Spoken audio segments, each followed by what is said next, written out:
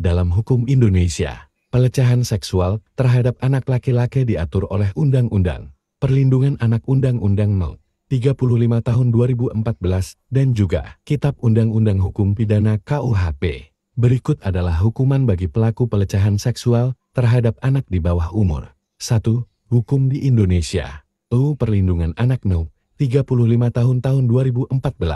Pasal 81. Setiap orang yang melakukan kekerasan atau ancaman kekerasan, memaksa anak untuk melakukan persetubuhan, dikenakan hukuman penjara, minimal 5 tahun dan maksimal 15 tahun, serta denda maksimal 5 miliar rupiah, jika pelaku adalah orang tua, wali, atau orang yang memiliki kekuasaan terhadap anak. Hukuman dapat ditambah sepertiga. Pasal 82. Jika seseorang melakukan perbuatan cabul terhadap anak, dapat dipidana penjara minimal 5 tahun dan maksimal 15 tahun, dengan denda maksimal 5 miliar rupiah. Selain itu, Indonesia juga menerapkan hukuman kebiri kimia bagi pelaku kekerasan seksual terhadap anak, sebagaimana diatur dalam Perpu No. 1 tahun 2016, yang kemudian disahkan menjadi UU No. 17 tahun 2016.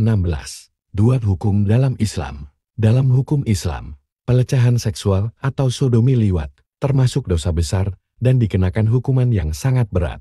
Ada beberapa pendapat dalam fikih mengenai hukuman bagi pelaku sodomi. Mazhab Hanafi, pelaku sodomi dikenai hukuman tazil, hukuman yang ditentukan oleh hakim yang berat, tergantung pada kebijakan hakim dan tingkat kejahatan. Mazhab Syafi'i dan Hanbali menganggap bahwa hukuman bagi pelaku sodomi adalah hukuman mati, baik dengan rajam dilempari batu hingga mati, atau dipenggal, jika perbuatan tersebut terbukti dengan saksi yang cukup atau pengakuan pelaku. Mazhab Maliki, hukuman juga bisa berupa hukuman mati, baik pelaku dewasa maupun anak yang sudah balik. Secara keseluruhan, baik dalam hukum positif Indonesia maupun dalam Islam, hukuman bagi pelaku pelecehan seksual terhadap anak laki-laki sangatlah berat, mengingat dampak fisik dan psikologis yang ditimbulkan kepada korban.